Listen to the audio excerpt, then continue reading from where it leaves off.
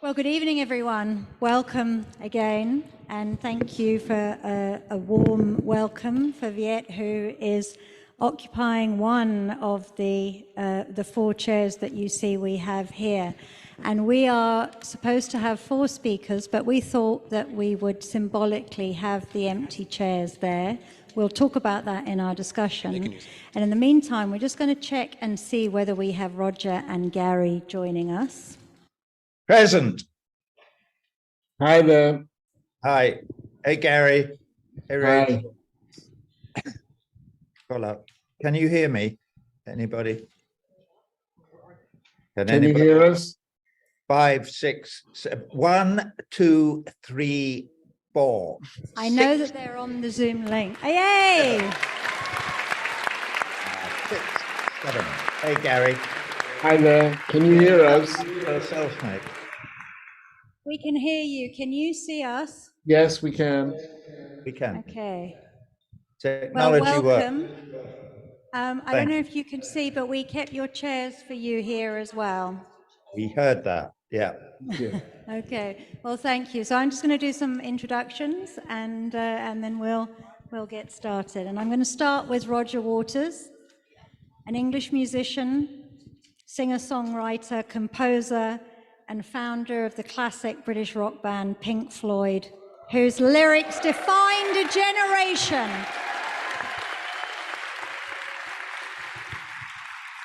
Waters became the driving force and the writer of their iconic songs, including Animals, The Wall, and The Final Cut.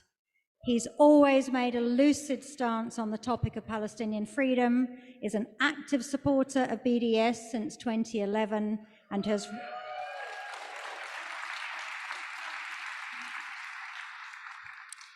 has routinely called for cultural boycott in Israel. Gary Younge is an award-winning author, broadcaster, and professor of sociology at the University of Manchester in England. I think there's some Manchester love there, Gary. Formerly a columnist at The Guardian, he's an editorial board member of The Nation magazine, the Alfred Nobler Fellow for Type Media, and winner of the 2023 Orwell Prize for Journalism. He's written 6 brilliant books, most recently Dispatches from the Diaspora, From Nelson Mandela to Black Lives Matter. And he's also written for the New York Times, the New York Review of Books, Granta, GQ, the Financial Times, and the New Statesman, and made several radio and television documentaries on subjects ranging from gay marriage to Brexit. Viet Thanh Nguyen, here in the room with us. Thank you, Viet. Whose novel, The Sympathizer, won the Pulitzer Prize for Fiction and numerous other awards, has a recent new publication, A Man of Two Faces, a memoir, a history, a memorial. And I've read it and it's brilliant, and I urge you to get a copy as quickly as you can. His other books are the sequel to The Sympathizer, The Committed, a short story collection, The Refugees, Nothing Ever Dies, Vietnam and the Memory of War, and Race and Resistance, Literature and Politics in Asian America. He's also recently published Chicken of the Sea, a children's book written in collaboration with his 10-year-old son, Ellison, which I understand features chicken pirates. He's professor at the University of Southern California, a recipient of fellowships from the Guggenheim and MacArthur Foundations, and also the editor of The Displaced, Refugee Writers on Refugee Lives. Viet, thank you for being with us here. And thank you, Gary and Roger, for joining us remotely. We're going to talk a little bit about those empty chairs in a while, but I thought we'd just open up with a few questions. And actually, I have one question that I'm going to put to all of you in turn, starting with you, Gary. Can you remember how Palestine first came into your consciousness or experience? I do actually. I was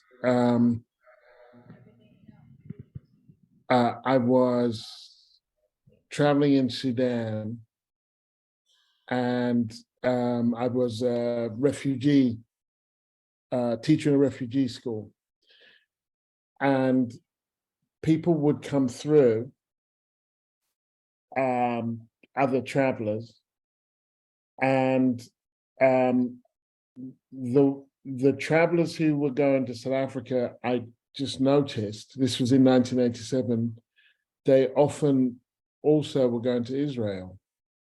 And then there were other travelers who wouldn't go to Israel. And they actually had to organize their travel around that because they were going through countries like Sudan where you couldn't get in with an Israeli passport and so on. And I just remember thinking, well, what's that about? And kind of, pulling at some threads from there. I was 17 or 18, and realizing that there were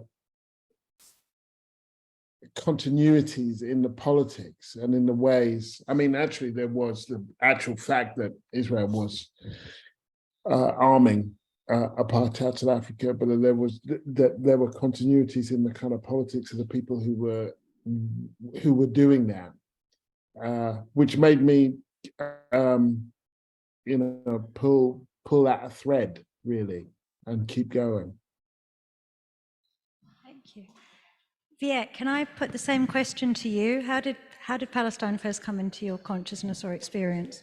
Thankfully from Edward Said. I read Orientalism when I was an undergraduate in college, and yes, absolutely. And then that began a very long relationship with Edward Said's work through many other books, and I've certainly taught After the Last Sky, for example, to my own graduate students. And the reason why Said Orientalism was important to someone like me as an undergraduate who was working on things like post-colonialism and Asian American studies was his idea of the Oriental. And Orientalism has been enormously important to US-based Asian American studies. For obvious reasons that you're all familiar with. We're Orientals too, and his arguments about discourse and representation and colonization were absolutely crucial. And then at a certain point, I think it was roughly around the late 1900s, early 2000s, some Asian American study scholars started to ask, well, what is the connection between Palestine and Said's arguments, which come out of this very historical, specific situation, and what we're doing in US-based Asian American studies, because there doesn't actually seem to be a relation outside of this notion of just calling ourselves Orientals. And this was the beginning of a much more productive relationship for me with trying to make connections between how Asian Americans have been created in the United States and how Said saw Orientalism in Palestine. And I think, one of the things that's really important to note is that the Asian American Studies Association was one of the first academic organizations in the US to endorse BDS, for example. And I think just very briefly, we can elaborate upon this more, but I think one of the most important things that I've come to understand over 20 or 30 years of personal and intellectual and artistic growth is that it's impossible to talk about US domestic racial relations and racial inequality and racial discrimination without understanding that it exists in an international spectrum in which the violence that's directed against US racial minorities and peoples of color and so on are part and parcel of the same institutions that direct violence outwards to the countries that the US becomes involved with, whether that's Vietnam, in my case.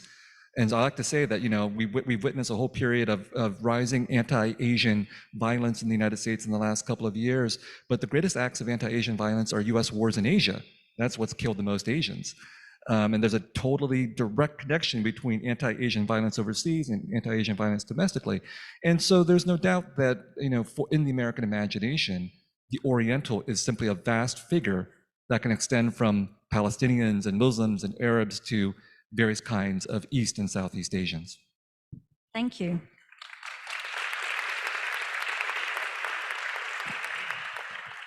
Roger, Can you tell us how Palestine first came to your consciousness or experience?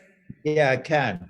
By the way, Rachel, the camera is right behind the back of your head. So if you're talking to me, if you were to turn exactly 180 degrees, there you are. You could talk to me from there. Anyway, it's a minor point about where the cameras are. But before I go on, I'm so glad you've got the empty chair there, okay, because I'm sitting in a little room, an FBO at the airport with my laptop in front of me. And I have to say that I've been watching all of this from the beginning, and it's been extremely moving. Obviously, particularly Susie at the beginning, but everybody has been deeply, deeply moving. And I deeply, deeply want to be there, sitting in my chair with the rest of you. And I know we're going to talk about that. I know we're going to talk about why I'm not. Okay, so we'll do that later. My father, We will. my dad, all right, who was born in 1914, the son of a coal miner in County Durham, up north, even further north than Manchester, if I dare say so. I think, yeah. Anyway, cut a long story short, he drug himself out by his bootstraps, and I won't tell you the whole history, but he eventually went to Durham University, and then he did some teacher training. And weirdly enough, where did he end up with his first job in 1934? And he stayed there for a couple of years, teaching in St. David's School in Jerusalem. Okay, and from his job there, he wrote letters home to my grandmother, Granny Waters, and in a number, which I now have, and in a number of them, he mentions the fact that he's deeply worried about what's going on, and he's deeply worried about the influx of money and other things, and he's worried about the Palestinian population of Palestine. Which I think is fascinating. He then, of course, went back home and blah, blah, blah, and got killed in the war, like a lot of people did. So that's one thing. Me, I was pretty well oblivious. You know, when I was tiny, all I could think about was my dad coming home from the war? He never did, obviously. And I was actually very aware of the Holocaust, the Shoah, okay, because in that drawer in the front room, in my mother's desk bottom drawer, there was a book of photographs, and there were pictures of what happened at Bergen-Belsen when the Americans went, or when the Russians, or whoever it was who liberated Auschwitz. So my brain had these horrific images of all that, and blah. And then you grow up, don't you? And you get older and older and older. And Palestine became a sort of, there wasn't very much for me as a young child really to grasp. So when I was 20 or 21 or 22 or 20 something or other, I was in a pop group, and I was boshing around the world playing gigs and doing this and that and the other. And I was on a tour of Europe, and suddenly the agent put a gig into the itinerary, and it was in Haikon Park in Tel Aviv. And it's sort of in passing, I kind of went, yeah, whatever, you know. And luckily, and I'm trying to think what year it was, it's 2005, or 2005. Luckily, there were already people organized, certainly all over the Middle East. And I started to get emails from them, okay? Many, mainly from North Africa, but some from Palestine itself. And inevitably, one of those letters or emails was from a man called Omar Barghouti. And we're still friends now, but we became close over a number of months. And yeah, exactly. Anyway, to cut a long story short, because I can go on for hour after hour, I agreed with Omar to cancel my sold-out gig in Haikon Park for obvious reasons. but I was still, I was still somewhat conflicted about what. So anyway, again, long story short, I moved the gig to a place called Wahat Asalem, also known as Neve Shalom in the other language, which is an ecumenical village of peace. Okay, and it was an agricultural community growing chickpeas for hummus and stuff, but populated by Jews and Muslims and Druze and Christians and atheists, all living together with all their children going to school together, and under the, you know, with the best possible principles of a sense of community. We had about 60,000 people came to that gig, and I didn't know anything. I was ignorant of almost everything until I started to be educated by Omar and thousands of others. And I did that gig, and it was wonderful, and everybody was going, oh, rock and roll, Pink Floyd, blah, making a huge noise, until the end, when I said, the time has come for this generation of young Israelis to make peace with their neighbors and sort all this out, this madness, and blah, blah, blah. And they went from, wow, to, boom. What the fuck's he talking about? And it was the most chilling thing before or since that I've ever seen. I've never seen anything like that. Well, I have, because I've revisited in 2006 and 2007. And so I saw all kinds of very chilling sights. But that really was the beginning for me, because before that, I confess, the Nachba never really came up. It didn't come up. It didn't come up in school. It didn't come up in conversation with others. But I have remained wedded to the idea. Of course, that was the year 2006 was the year that the BDS movement started in Palestine, and the whole of Palestine civil society sent this message to those of us outside the borders, to say, please support us, please support the boycott, please, you know, please listen to our stories and help us if and when you can. And I've tried to do that, and that's why I want to be sitting in that chair there tonight. Okay. Thank you.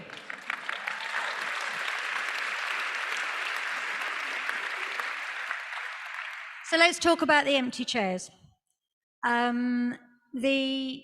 The subject of the theme of this discussion is friendship, the cost of friendship, the price of friendship, and the urgency of friendship. And I'd like to dwell a little bit on what friendship means to each of our panelists shortly. But just to talk a little bit about the fact that the theme of this discussion is already illustrated, and the point is already made by the fact that the chairs are empty. Because otherwise, Gary and Roger would have been with us here in person this evening. And I wonder if, Gary, do you want to make any remark on that?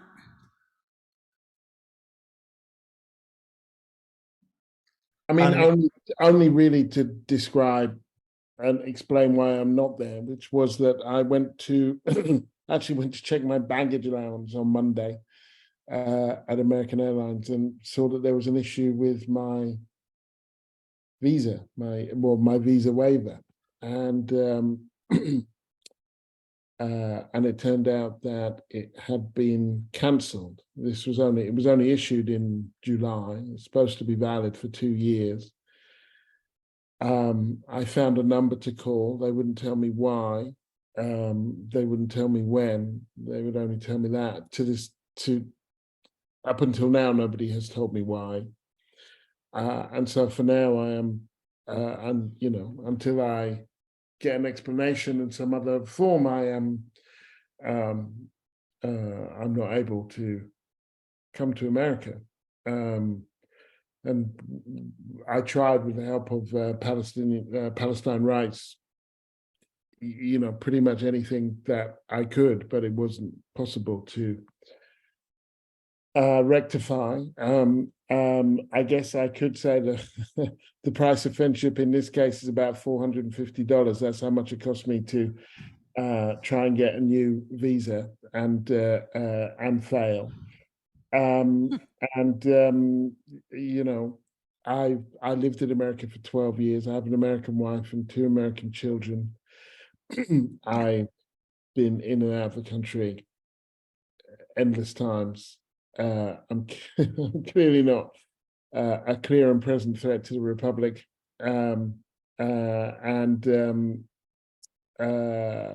Yes, you know, we can only speculate as to the reasons, because we haven't been given a reason. And as a consequence of that already granted visa being revoked, as you discovered when you tried to check in for your flight, you also were unable to do a book launch at NYU on Wednesday evening, and I believe you had another book event in a bookstore in New York as well. Is that correct? That's right. Yes, there were 3 other events.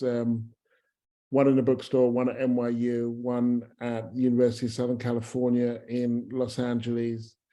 I mean, I'm not sure that fortunate is quite the right word, but I was born in Britain. My parents are from the Caribbean. Having been born in Britain, I am no stranger to cavalier, arbitrary decisions made at borders that can impact your life, albeit in this particular kind of context, in a very a much more privileged setting than many of the people that I am now talking to. So I didn't have the problem of thinking, how can this possibly be? How could this, this is, I understand this actually as being part of an international form of gatekeeping. And so here I am in my living room when I should be with you. Yeah, thank you, Gary.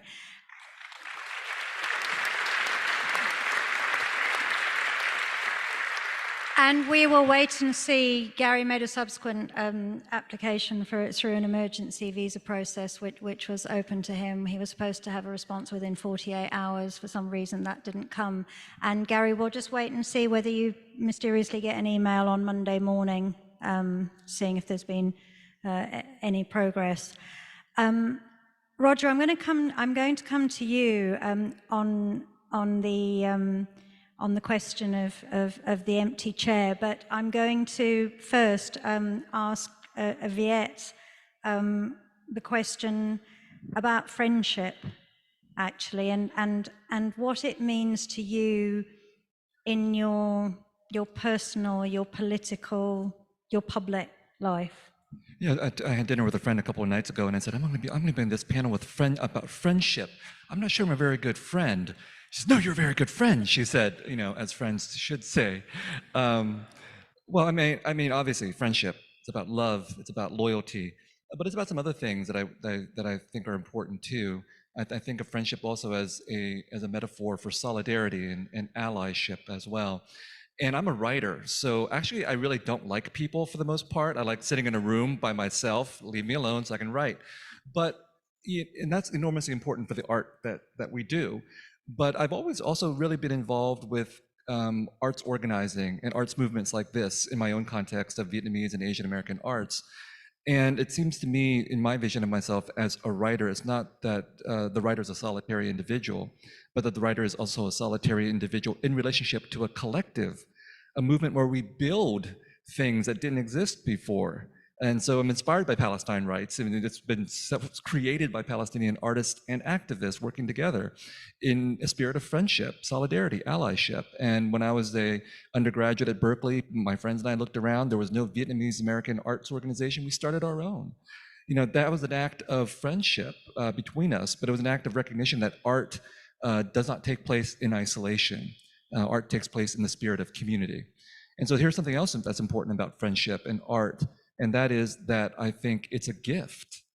And for me, as a reader, I felt like I've been the recipient of so many gifts from writers out there. They've written these books and they've been waiting for me. And I feel like as a writer, that's what I do too. I mean, the art is a gift that we give, that writers give, and it's given without the expectation of reciprocity. I think that's another important dimension. Sometimes we expect our friendships to be reciprocal. Everything has to be equal. Everything has to be an exchange. But art really stands out as an important idea of friendship because it's not reciprocal. We give, but we don't expect to have it given back to us. And I think that there are political connotations to this, not just artistic connotations and issues of solidarity and allyship. I think back, for example, to my history, the Vietnam War. All those people who protested against the Vietnam War in the United States and elsewhere, they were doing so in the spirit of friendship without reciprocity. They didn't expect the Vietnamese people to be able to do anything for them, right? But they were still going to give of themselves. And so that's why, it's important for me to be here, because I think it's also done in the same spirit of giving without the expectation of reciprocity, because that's what allies for the things that we believe in, whether it's art or politics or culture. Thank you.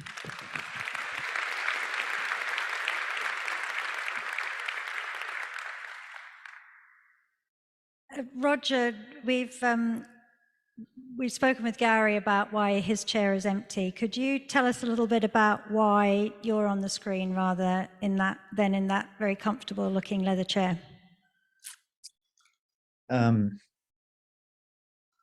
Well, I thought about this when I was in the car. I drove the car from the airport. I didn't drive it. Hector, nice man, drove us in to, is it called Penn University? I'm never quite sure where I am. I've been making the mistake up until today of suggesting I was going to Penn State. And now I know I'm not, because I've been there before. It's nothing like it.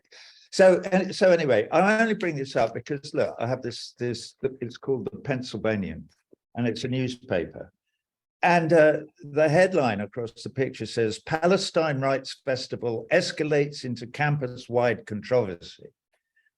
And I said to Hector in the car, I said, this is typical. And it suddenly struck me.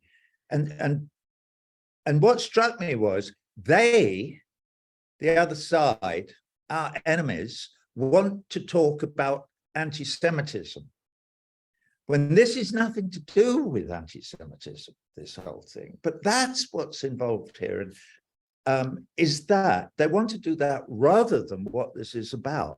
And by the way, I've really enjoyed, I've sat here in this little room watching all this stuff from the beginning, and it's been deeply, deeply moving. I've been close to tears a couple of times, moved as I was by it all. And that is what it's about. And the fact that Susie fought back, and I've tried to fight back, by the way. I was going to do this as a Zoom thing until they started producing newspaper articles saying, you can't have Roger Waters there, he's an anti-Semite, at which point I went, I'm coming in person. I haven't got the time. I'm flying to London tomorrow to get on with the tour.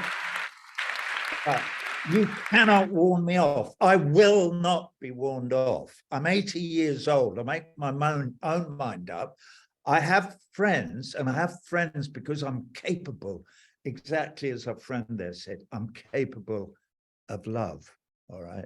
And if we want to have the question about whether I am or am not an anti-Semite, I'm the only person who knows, because this is my heart beating in this breast of mine. And I can feel everything that happens in my heart. And there is not a single modicum of anti-Semitism anywhere in my heart. I hate racism of all forms, and they can believe it or not. And I know they try and suggest that I'm an anti-Semite simply because I support human rights for the Palestinian people. And I dream of a world. Yeah.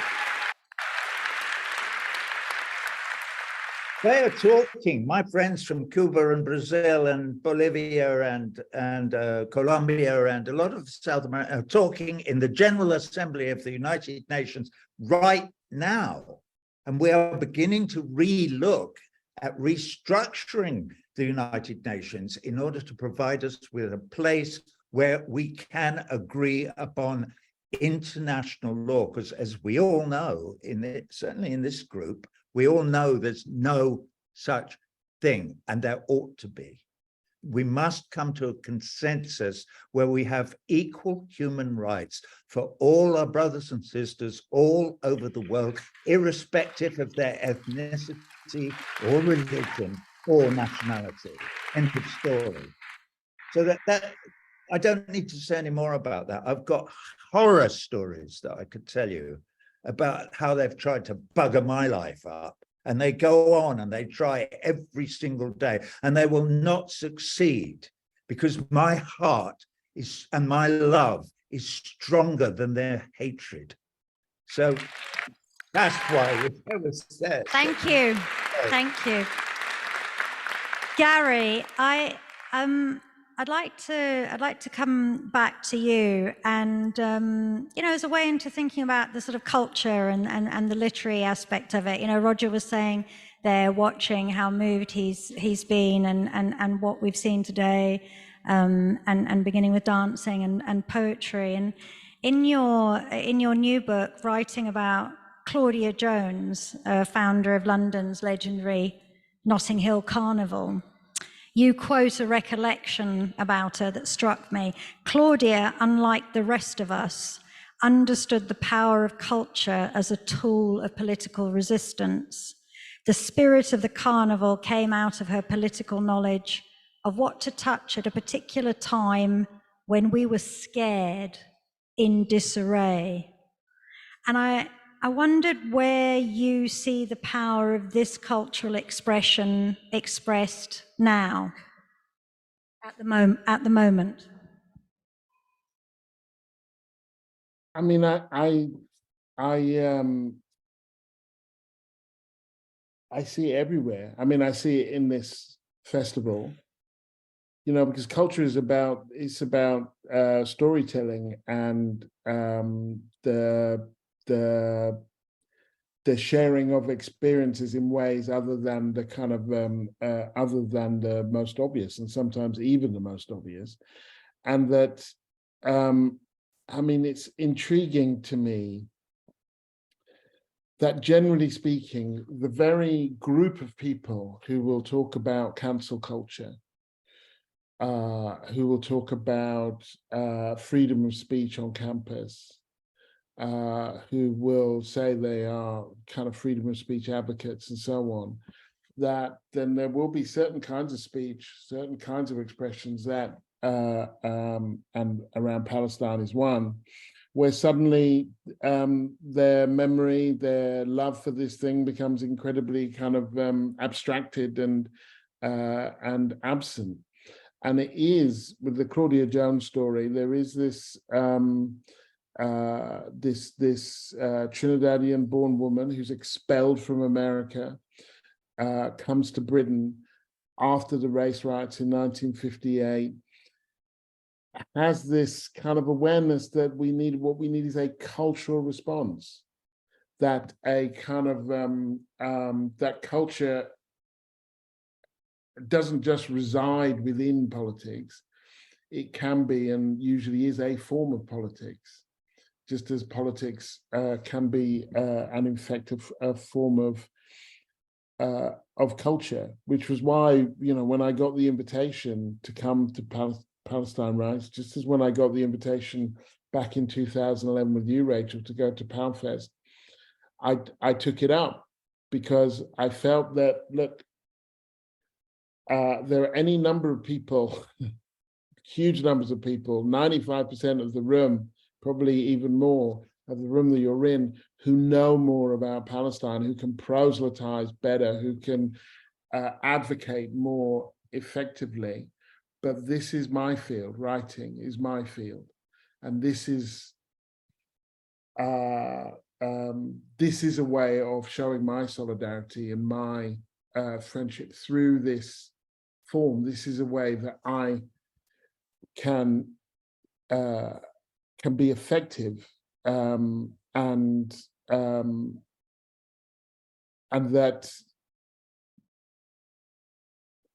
that effect can actually kind of cross a range of boundaries. That I know that when I speak of being Black and British and growing up working class in this country, that there will be moments that chime with your audience when I talk about borders and the challenge of borders and the notion of being forgotten, and then the way in which, you know, when I became a journalist, that was partly, I mean, my MO of being a journalist is assuming that the official story is a lie, and that's because they were always lying about me.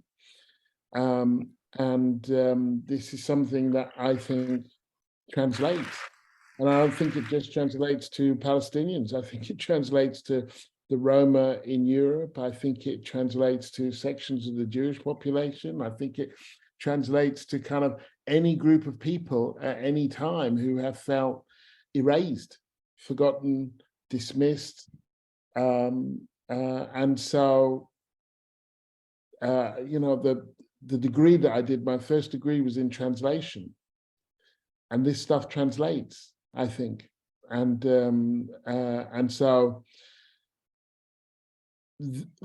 culture and an event like this is the kind of primary means for you know, for someone like me to engage and to reach people who I don't know but could know, and whose experience I don't share, but where there are kind of overlaps and, as I said at the beginning, continuities.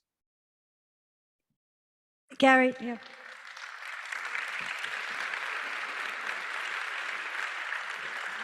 Gary was talking about his trip on Palfest to Palfest in 2011, and those experiences, Gary, included walking on foot through burning tires and tear gas to a damn hip-hop poetry event in a tent in Silwan. Our bus was intercepted and turned back by the military, so we got off and we walked. And Gary wrote an article in The Guardian about his visit, and there was a very striking line in it, which is resonant now. That's 2011 in Silwan, and this is now 2023 in Philadelphia. But Gary wrote, "The point isn't that they should have treated us better, but because we were foreign, but rather, if this is how they treat foreigners who they know have a voice, imagine how they treat locals."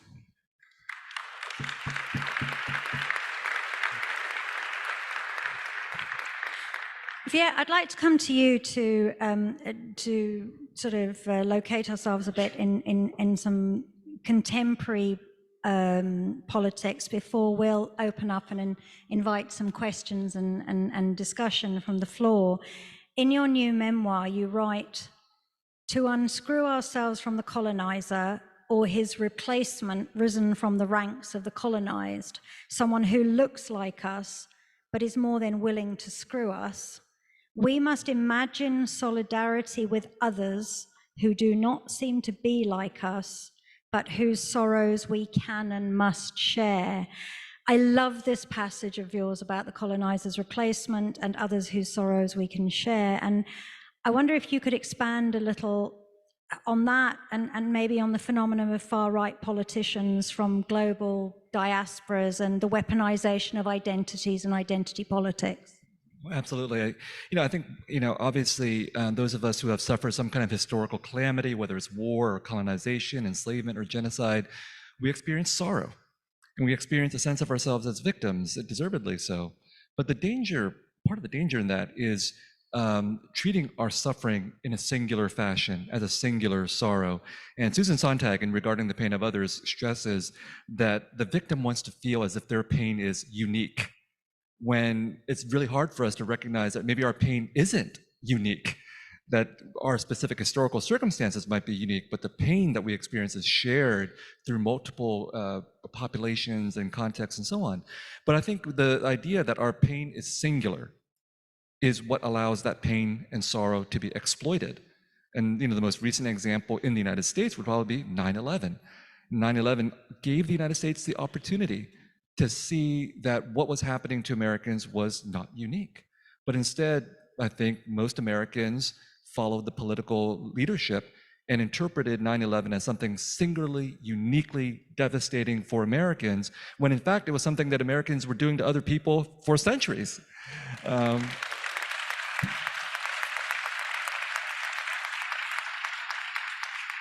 And so that's why I think it's important to have a capacious sense of grief, the capacity to connect our grief, our sorrow to what has happened to others, to recognize that we might actually be complicit in what is being done to others. And that's very hard for anybody to recognize. So I'll just give a personal example. We're in Pennsylvania. I arrived in Pennsylvania as a refugee in 1975, along with 22,000 other Vietnamese and Cambodian refugees from the war in Southeast Asia. And we were put into a place called Fort Indiantown Gap. And for 40 years, I never thought twice about why the military base was called Fort Indiantown Gap. You can imagine, it's pretty obvious. But the power of the American dream that was offered to us as Vietnamese refugees was so powerful that most of us ever questioned the fact that we as refugees from an American war had arrived and been settled on indigenous land. That's the power of the American dream, is to persuade people who have been displaced by American war to arrive in the United States and participate in settler colonialism in the United States.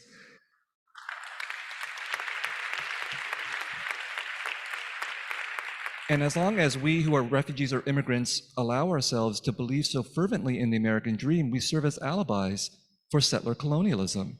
I like to say that the American dream is a euphemism for settler colonialism. It's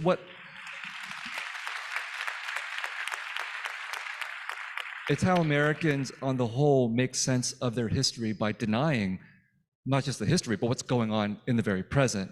So understanding that my existence as an American is contingent upon settler colonialism and genocide and the appropriation of Indian lands allows me to share my sorrow and my grief with indigenous peoples, and to recognize that my existence as an American is contingent upon what's happened to indigenous peoples.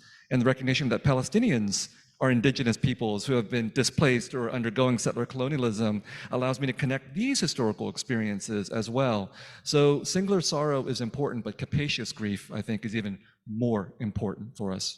Thank you. That's very elegant, isn't it? Capacious grief.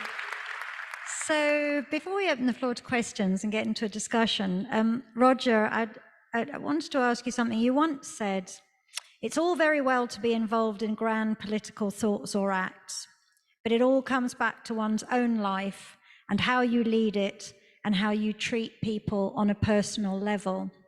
And I wanted to ask you, and it is relevant to everything that's happened around the lead up to the festival, and particularly the last few weeks, how do you think that we retain our humility and humanity, especially in the face of injustice, and even towards people who would do us harm?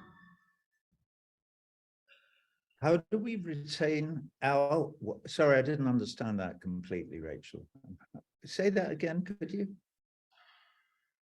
So my question was, how do you think we retain our humility and our humanity in the face of injustice, and even towards people who are aggressive towards us and would do us harm?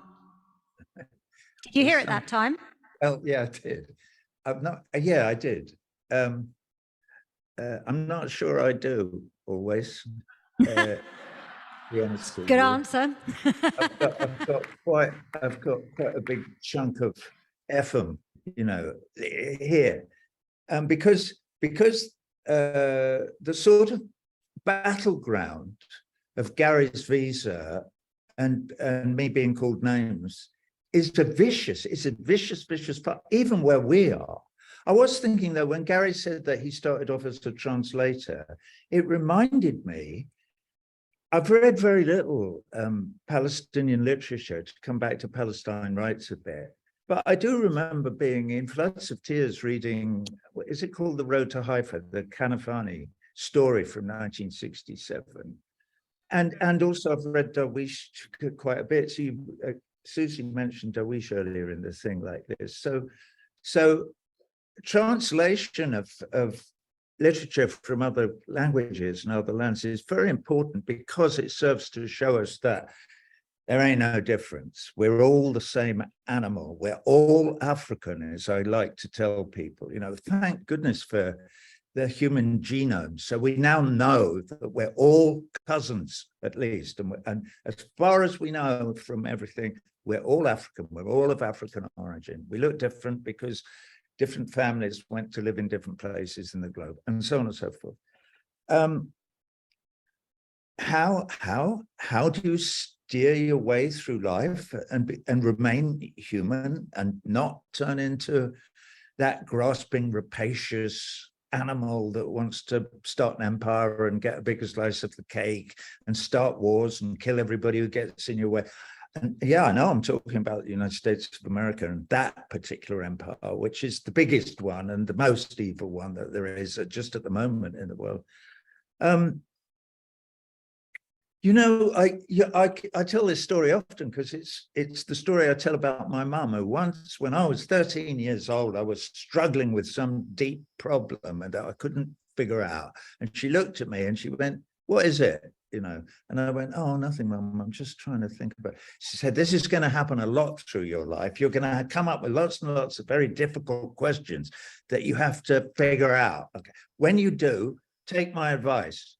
When you do, you have to find out everything there is to know about it, which is why everything I've heard today about the history of Palestine and its people, and listening to the poems and so on and so forth, coming down and stuff, is so important, because you have to read and read again, and then read some more until you know everything there is to know, as far as you can, about what it is you're struggling with. When you've done that, that's it. You're done. The heavy lifting is over. The next bit is easy.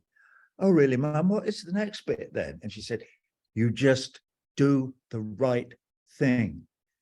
And it's what I was saying before about the heart, how I know I'm not an anti-Semite. You just know, you know what the right thing is, and you just do it. And the right thing always is to find it in your heart to share your love with everyone that you can, possibly. And it's not always easy, is it, Gary?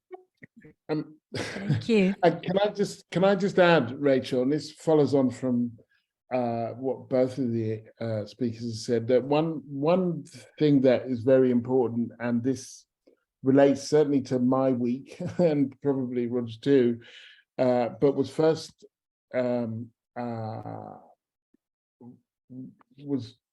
raised earlier, is to remember that it's not about you.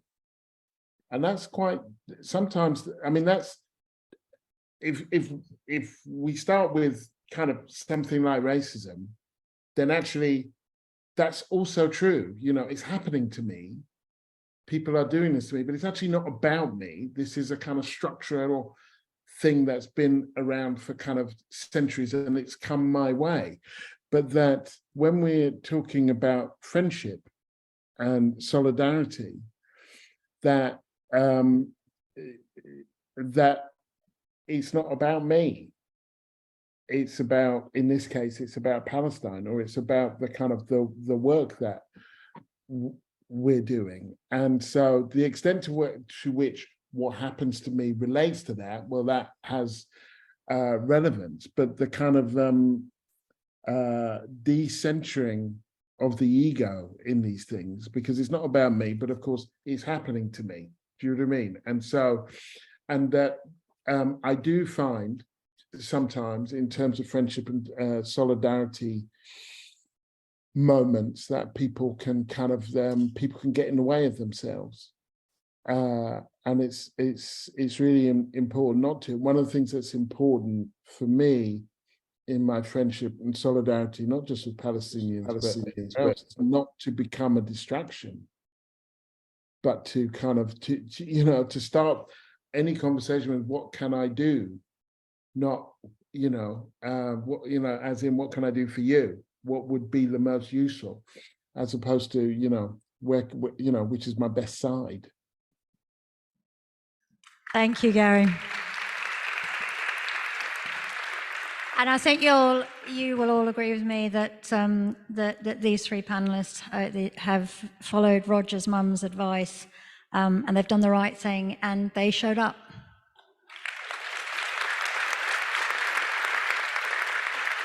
So we have some time for some questions, and I am going to be told by someone how that is going to work. Am I taking questions from the floor? Yes? Natalie, do you need a mic? Okay, so you want people to queue up?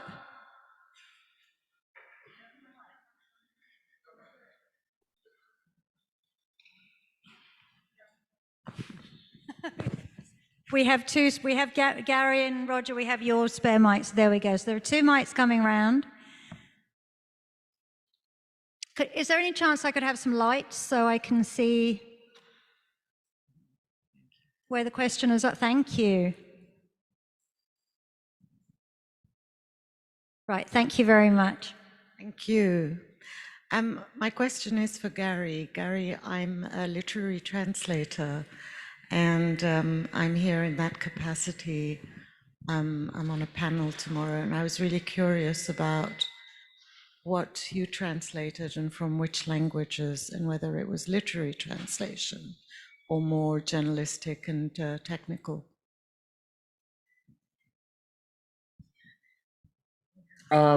So I studied French and Russian, and the undergraduate, but it was a degree in translating and interpreting, and actually my first. So it wasn't literary. I was actually my first job at the Guardian, and the way I got into the Guardian was that they had a section called Guardian Europe. This was when Europe was a bit more in vogue in Britain, and they had partner papers in across the continent, and they needed people to read the papers and translate them, and put them into print. So I read the French, the Belgian, the German, French and Russian were my languages, but I also spoke German. And so that was, that was where I used it. Interestingly, I'd wanted to be the Moscow correspondent for The Guardian. Then I fell in love with an American, and the only Russian that I ever really used were in playgrounds in Chicago and on Brighton Beach. So I didn't really work out, but that was that was what I'd wanted to do with it. And now I'm an academic, and I'm doing work on Black Europe. I am back using pretty much all of my languages again. Thank you. So it was journalistic translation, is the truth of it. We have any other questions? Oh, I see a hand there. Do you have to wait for the mic to come? Natalie will bring it. Thank you.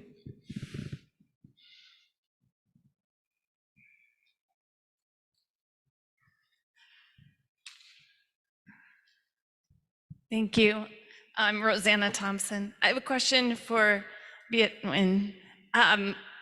As a Nakba survivor, my mom is benefiting from settler colonialism here, and that's something as an American Palestinian that when you talk about American exceptionalism as a euphemism for settler colonialism, how do you move from realizing that to reconciling your American identity and the benefits that you have in this society while acknowledging the suffering of your family members, which is ongoing? You just wrote a book about that. Yeah, I just wrote a book about that. He just wrote a brilliant book about that. That's the. That's the memoir. You just reviewed it. Well, I think that's a very important question, because I think that is a question that each of us has to answer individually. It's an ethical question, political question, moral question, and I think a lot of Americans would resist even raising the question. I mean, again, that's the power of the American dream, is to prevent you from recognizing that the American dream would not be possible without enslavement, genocide, settler colonialism, and so on. If you recognized all of that, then you should be in a crisis. And I think most Americans don't want to be in that crisis. They're in a state of denial. And I don't think Americans are unique. I mean, most nation states are built on colonization, violence, and conquest. And most people who live in nations who are citizens, who are part of the majorities, don't want to recognize these contradictory histories. And so, but if you do recognize that, then that is the rupture that allows you to remake yourself, to redo yourself. I can only answer the question for me, which is as a Vietnamese American, Asian American, and as a writer, then I have to, number one, reconsider my entire narrative. I had to reconsider my entire narrative as an Asian American. I went to college. I grew up in a mostly white neighborhood, and I went to college at the University of Communists at Berkeley, and I became an Asian. Did you find any? Did I what? Did you find it? Yes, I mean, I became an Asian American. That was my political conversion, and I thought I had answered all the questions. I'm an Asian American. This allows me this political consciousness allows me to walk in the world in a different way. And when I said that there was a 20 or 30 year journey of transformation, what I mean is that the questions that were opened by becoming an Asian American actually led me then further down the road into thinking about global warfare and settler colonialism and indigeneity and so on. And that's the way it should be. Ruptures should not close us off. They should open us up, again, to see how we're connected to other peoples and other histories that we may never have thought about. And then my challenge as a writer is, how do I do that? How do I write a narrative, for example, as an Asian American? I'm expected to write the Asian American trauma narrative that then allows me to become an American, right? That's the paradox, that in fact, in the United States, as a so-called ethnic minority, you're incited to speak about your ethnic trauma. It's not that Americans want to deny racism. They say, yeah, you're a person of color. We want you to talk about what the racism you experienced. However, your book will be validation that the American dream exists, because your parents might have suffered, your grandparents might have suffered, but look at you, you're a writer. Only possible in America, right? And so we have to recognize these kinds of narratives. For me as a refugee, the narrative is one of gratitude. You know, why aren't you grateful that you're no longer living in communism or wherever? And why aren't you grateful that you're here as an American, a part of the American dream, a professor, writer, blah, blah, blah. And so that is something that has to be rebutted. And it has to be rebutted for me by saying, yes, I am grateful, but I wouldn't need to be grateful to the United States if the United States hadn't invaded us in the first place.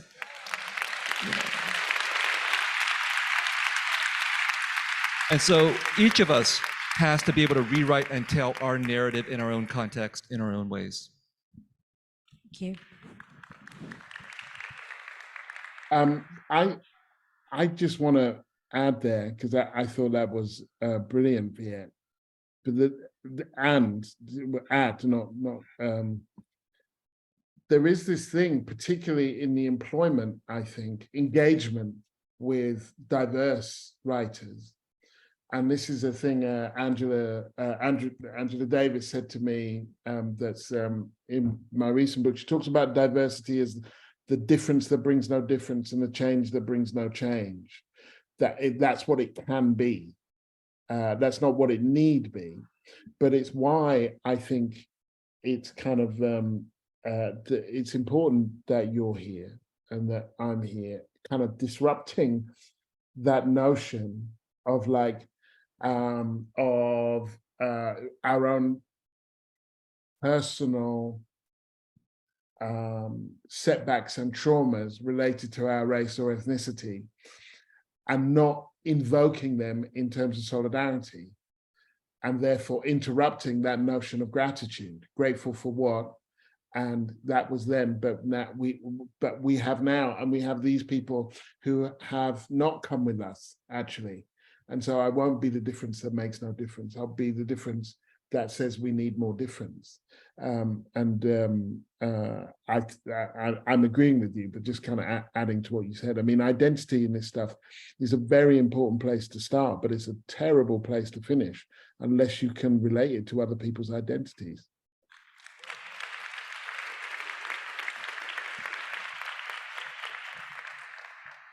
I see a hand here. Oh, and okay, so Natalie's there with the mic, so we'll go there, and then we'll next go there, and then to the front. Thank you. Hi, I had a question for Roger. I'm not sure I completely understood your response about why you're not here. I think you said you originally planned to be attending by Zoom, and then you decided you actually wanted to come in person, and then you decided against it. So what was the final piece of that? Why are you not here?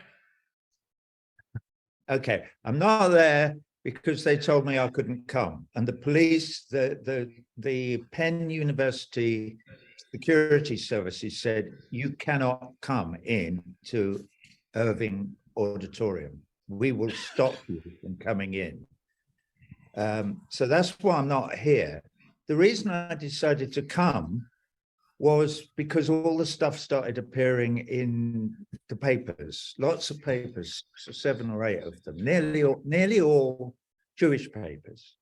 And they were all saying, how dare they let that awful Roger Waters bloke come and talk to them. So they started to stir it up, and they managed to stir me up, right? And so I called Susie up and I said, listen, they've stirred me up, I'm coming anyway. I've decided I'm coming. Notwithstanding the fact I'm starting a tour tomorrow. I'm flying to London tomorrow and doing, I'm full of stuff I have to do today, but I said I'm coming. And so really that's the story. But they were, I've actually got in my hand here, I'm sort of shaking it about because I had this with me, but I'm going to tell you this little story. Should I do this? Yes, sorry, why not? This is a letter, okay, and it is a letter signed by somebody called Jonathan Greenblatt, who runs the ADL these days. This letter is signed by Creative Community for Peace, the Simon Wiesenthal Center, the American Jewish Committee, Anti-Defamation League, Australia-Israel Jewish Affairs Council, B'nai B'rith International, Center for Israel. I'm about a third of the way through it. I won't bore you with the rest of them because they're all over the world and they're all right. But I'll tell you what this letter is too. It's written to a bloke called Thomas Raab. What's he got to do with the price of cheese, you might say? Well, he's got this to do with it. He's the chairman and CEO of a company in Germany, corporation called Bertelsmann's. What's that got to do? Well, part of Bertelsmann's is a thing called Bertelsmann's Music Group, also known as BMG, which is a record company, who have been looking after my publishing for umpteen years, and who had agreed, and I hadn't signed, but had worked out a deal with them, to release a new record I've just made. It's a new version of The Dark Side of the Moon. It's a big deal in my life. It's very important to me. It was coming out on July the 21st. Sometime in the middle of June, this letter to Thomas Raab, the CEO of Bertelsmann's, signed by all these people, said, you have to cancel your agreement with Roger Waters because he's an anti-Semite. I won't read you everything that's in the letter, but the ADL called this foreign company in Germany and said, you have to drop it. And most people I tell this story to said, I assume BMG told them to F off. And I said, no, they didn't. They told me to F off. My deal with BMG was cancelled overnight. The record is coming out in October the 9th. It's been taken on by a lovely, very small English record company called Cooking Vinyl, of all things. And here's the nice bit of the story, because I was done. I couldn't find a single person in the world, a single company, to release my re-recording of the work I wrote 50 years ago.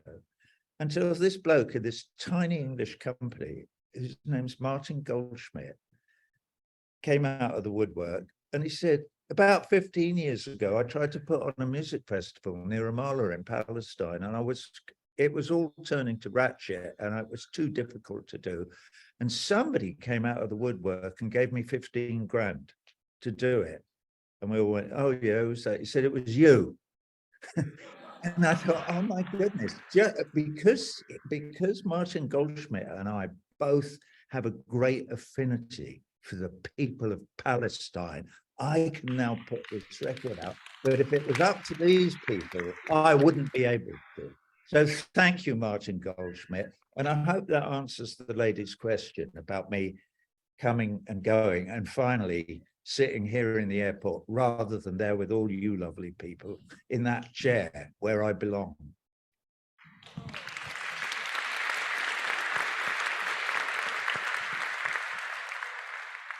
Thanks, Natalie.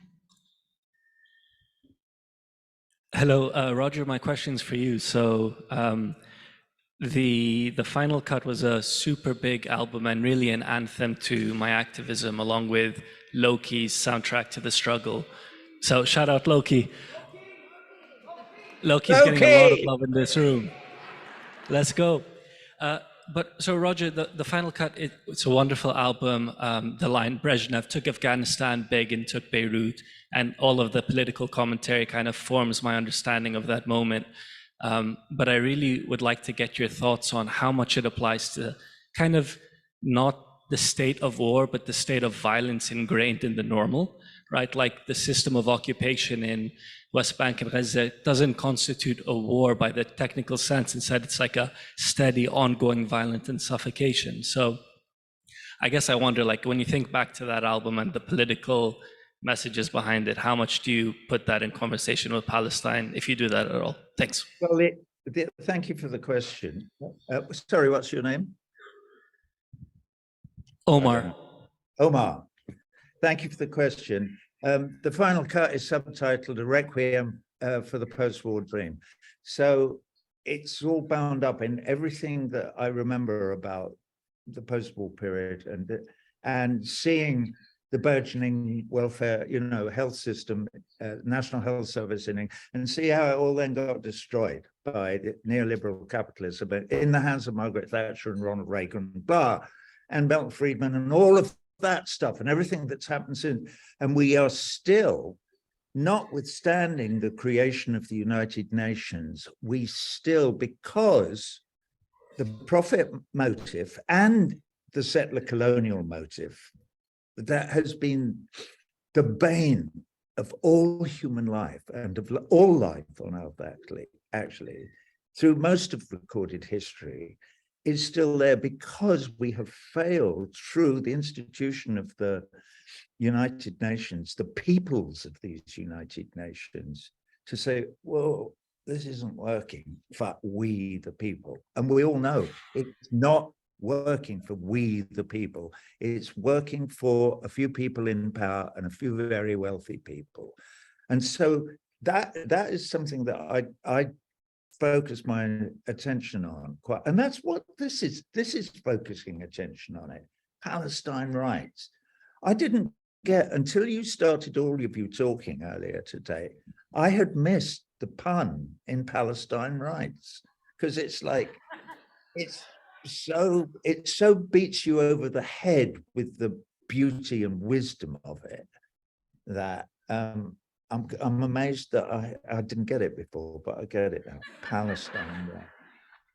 I think that's an absolutely perfect place to draw a conclusion to this discussion. I'm going to ask you in a minute to join me in thanking Gary and Roger and Viet. But before I do, I'm going to give Gary the last word. But Gary, forgive me, I'm gonna read it.